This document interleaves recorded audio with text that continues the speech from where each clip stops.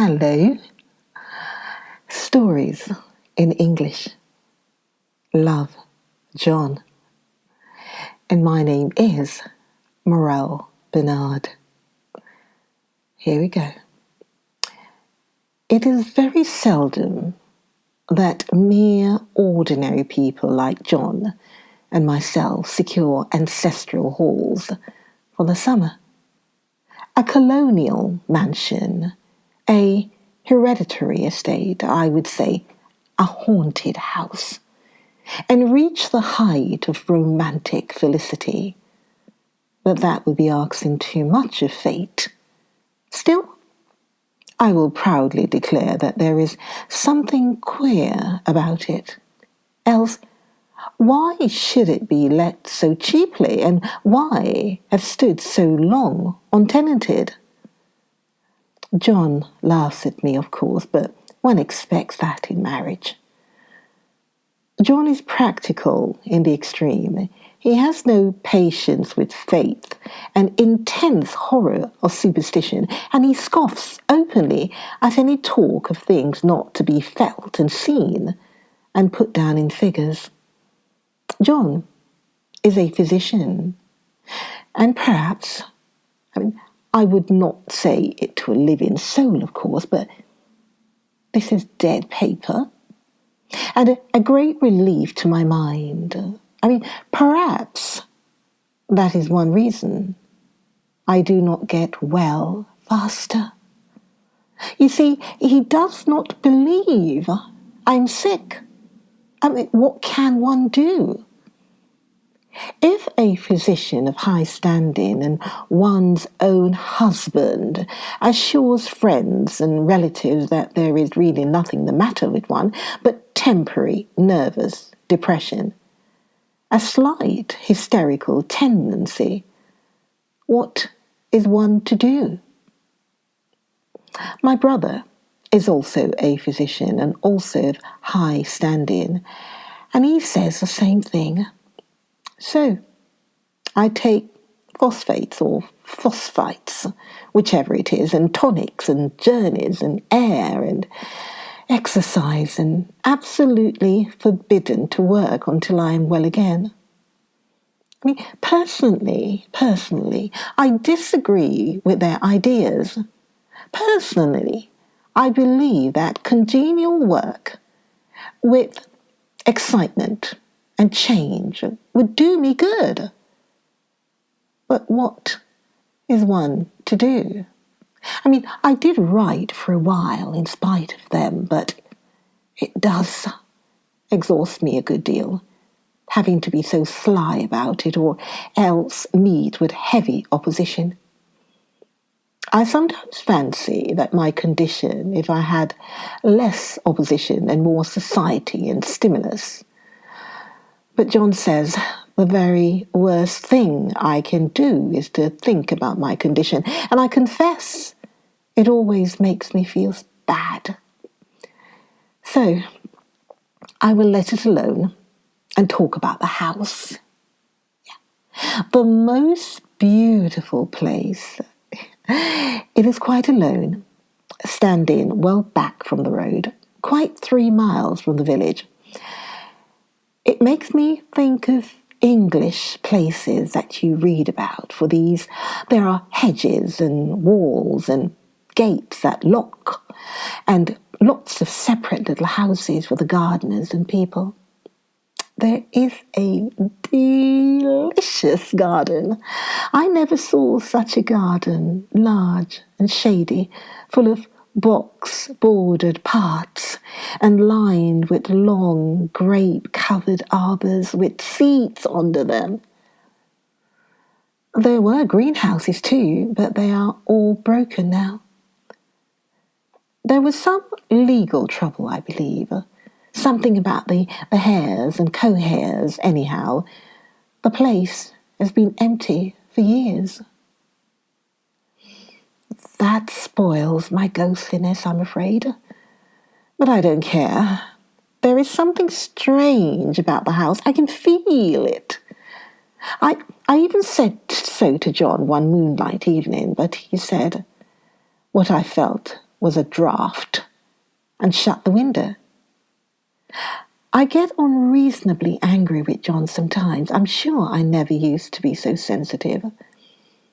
I think it is due to this nervous condition.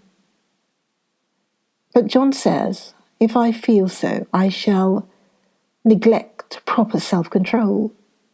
So I take pains to control myself, before him at least, and that makes me very tired. I don't like our room. I don't like our room a bit.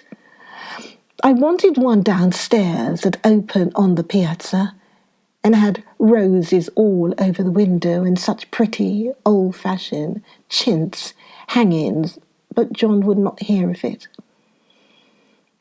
He said there was only one window and not a room for 2 beds and no near room for him if he took another. He's very careful and loving and hardly lets me stir without special direction.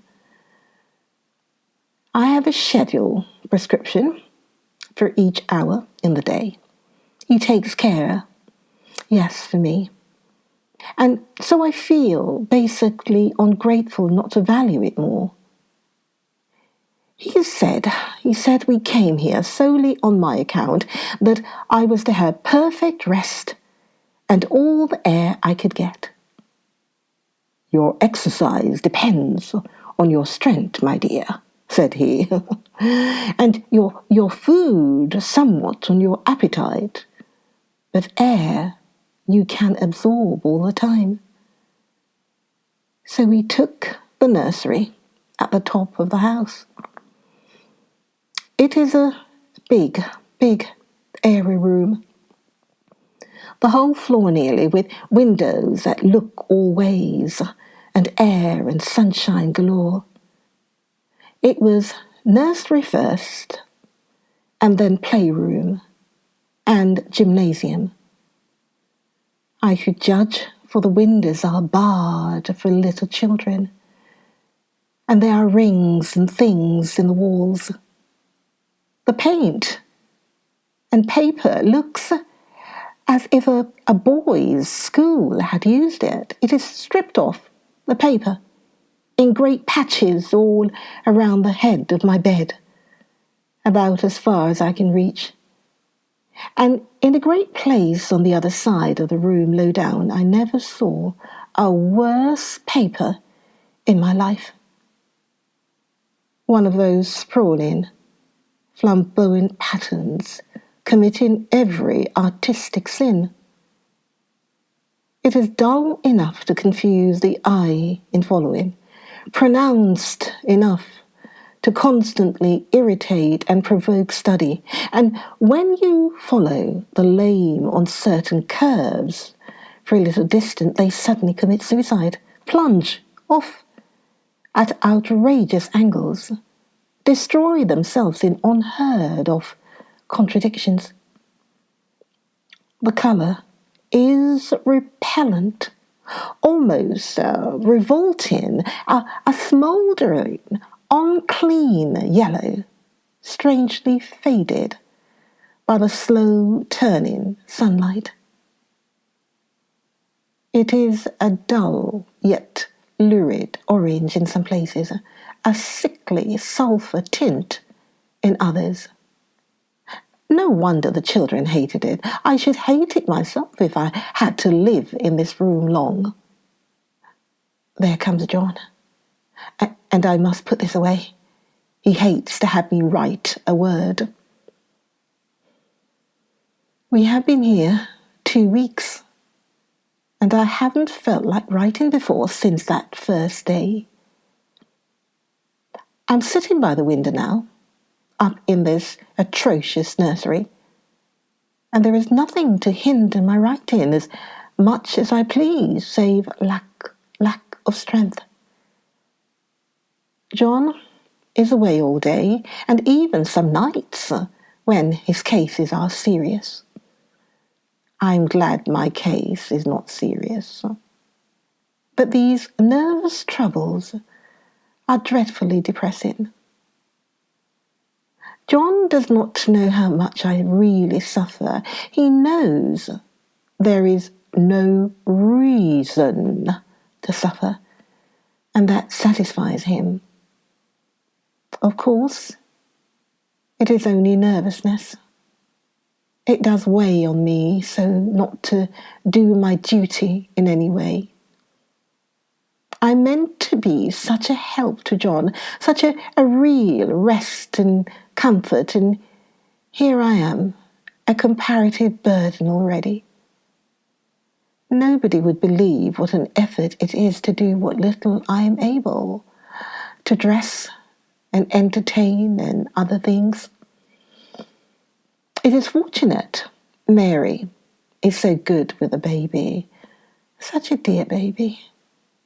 And yet I cannot be with him. It makes me so nervous. I suppose John never was nervous in his life. He laughs at me so about this wallpaper. At first, he meant to repair the room, but afterwards he said that I was letting it get the better of me and that nothing was worse for a nervous patient than to give way to such fancies. He said that after the wallpaper was changed, it would be the heavy bedstead, and then the barred windows, and then that gate at the head of the stairs, and so on.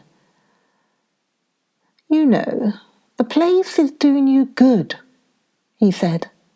And really, dear, I don't care to renovate the house just for a 3 months rental.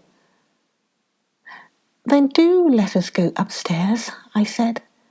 There are such pretty rooms there. Then he took me in his arms and called me a blessed little goose and said he would go down to the cellar if I wished and have it whitewashed into the bargain.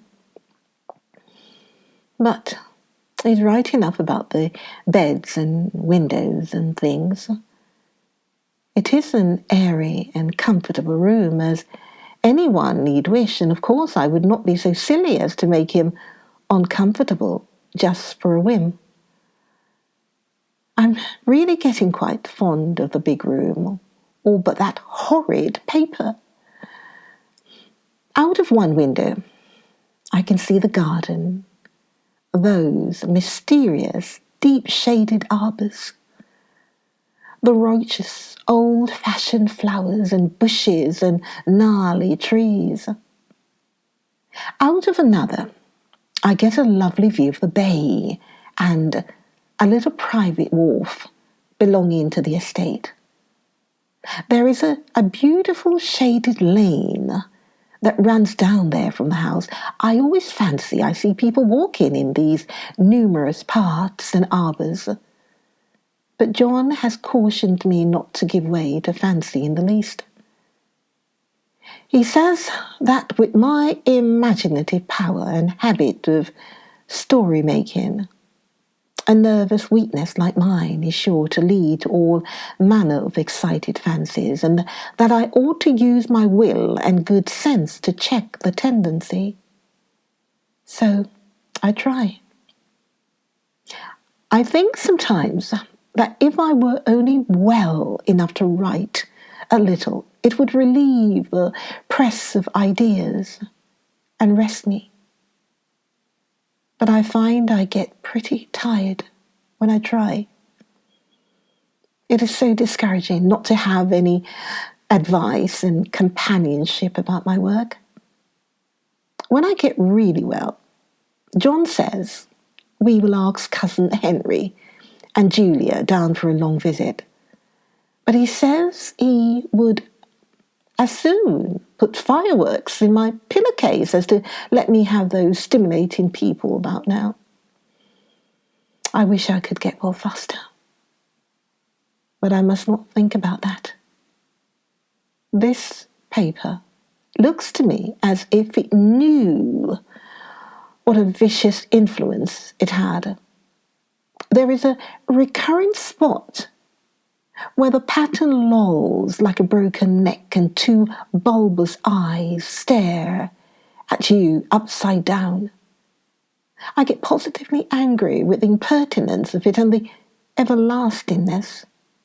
Up and down and sideways they crawl, and those absurd, unblinking eyes are everywhere.